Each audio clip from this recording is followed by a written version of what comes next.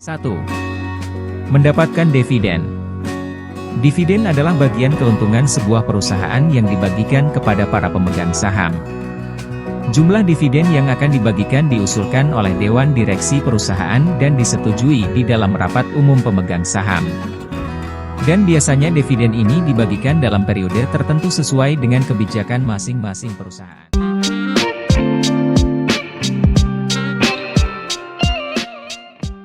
Halo guys, kembali lagi bersama Kokopet Financial, konten YouTube yang memberikan informasi-informasi seputar keuangan.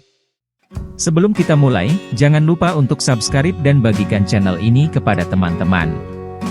Selain itu kalian juga bisa like di setiap video yang kita upload.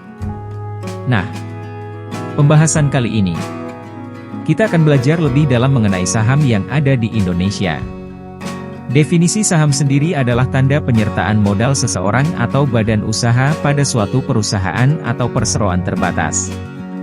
Dengan menyertakan modal tersebut, maka pihak tersebut memiliki klaim atau hak atas pendapatan perusahaan, aset perusahaan, dan berhak hadir dalam rapat umum pemegang saham yang biasa disebut RUPS. Di pasar sekunder atau bursa, atau dalam aktivitas perdagangan saham sehari-hari, harga-harga saham mengalami fluktuasi baik berupa kenaikan maupun penurunan. Pembentukan harga saham terjadi karena adanya permintaan dan penawaran atas saham tersebut.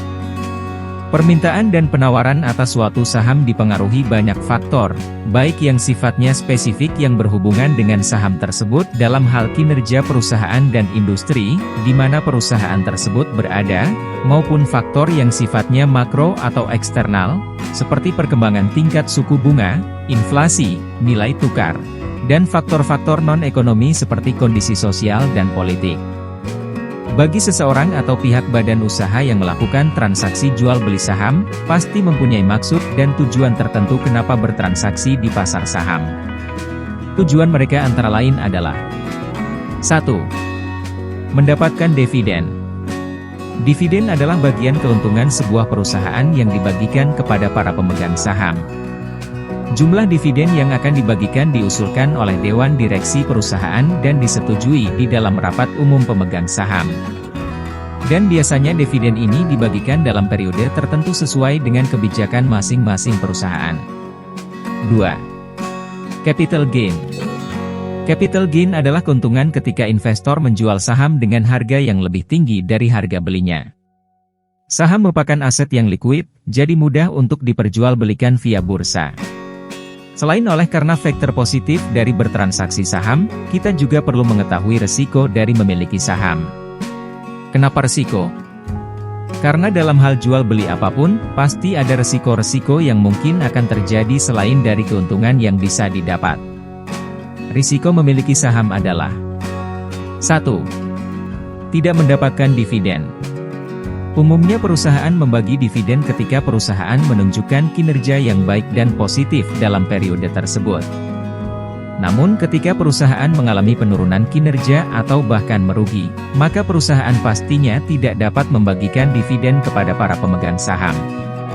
2. Capital loss. Capital loss merupakan kebalikan capital gain.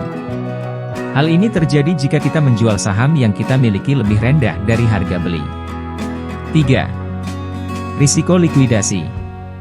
Jika emiten atau perusahaan yang sahamnya kita miliki bangkrut atau dilikuidasi, maka para pemegang saham memiliki hak klaim terakhir terhadap aktiva atau harta atau aset perusahaan setelah seluruh kewajiban emiten dibayarkan.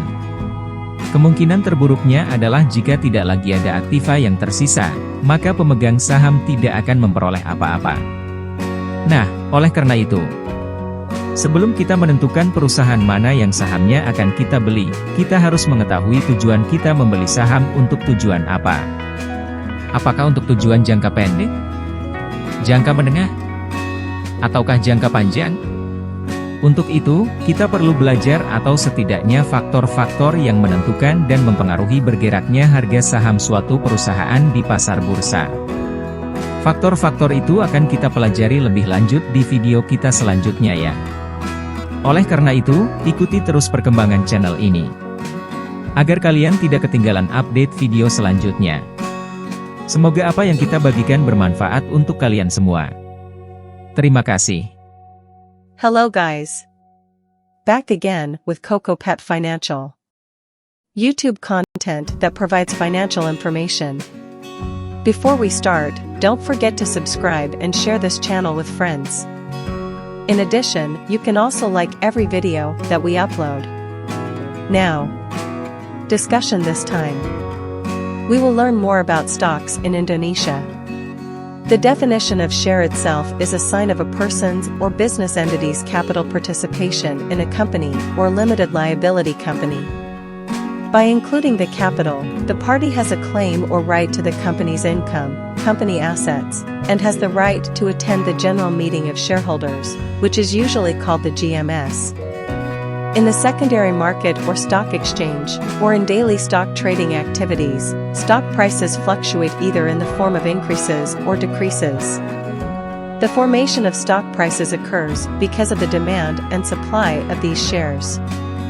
The demand and supply of a share is influenced by many factors, both specific in nature related to the stock in terms of the performance of the company and industry, where the company is located, as well as macro or external factors, such as developments in interest rates, inflation, exchange rates, and non-economic factors such as social and political conditions. For a person or a business entity that conducts a stock sale and purchase transaction, it must have a specific purpose and purpose why transact in the stock market. Their goals include 1. Get dividend. Dividends are part of a company's profits that are distributed to shareholders. The amount of dividends to be distributed is proposed by the company's board of directors and approved at the general meeting of shareholders. And usually this dividend is distributed within a certain period in accordance with the policies of each company. 2. Capital gain. Capital gain is profit when investors sell shares at a price higher than the purchase price. Shares are liquid assets, so they are easy to trade via the exchange. Apart from the positive factors of stock trading, we also need to know the risks of owning stocks. Why risk? Because in the case of any buying and selling, there must be risks that might occur apart from the profits that can be obtained. The risk of owning shares is 1. Not getting dividend. Generally, companies distribute dividends when the company shows good and positive performance in the period. However, when the company experiences a decline in performance or even loses money, the company certainly cannot distribute dividends to shareholders. 2. Capital loss. Capital loss is the opposite of capital gain. This happens if we sell the shares we have at a lower price than the purchase price. 3. Liquidation risk. If the issuer or the company whose shares are owned by us goes bankrupt or is liquidated, then the shareholders have final claim rights to the assets or assets of the company after all of the issuer's obligations have been paid. The worst case scenario is that if there are no assets left, the shareholders will get nothing.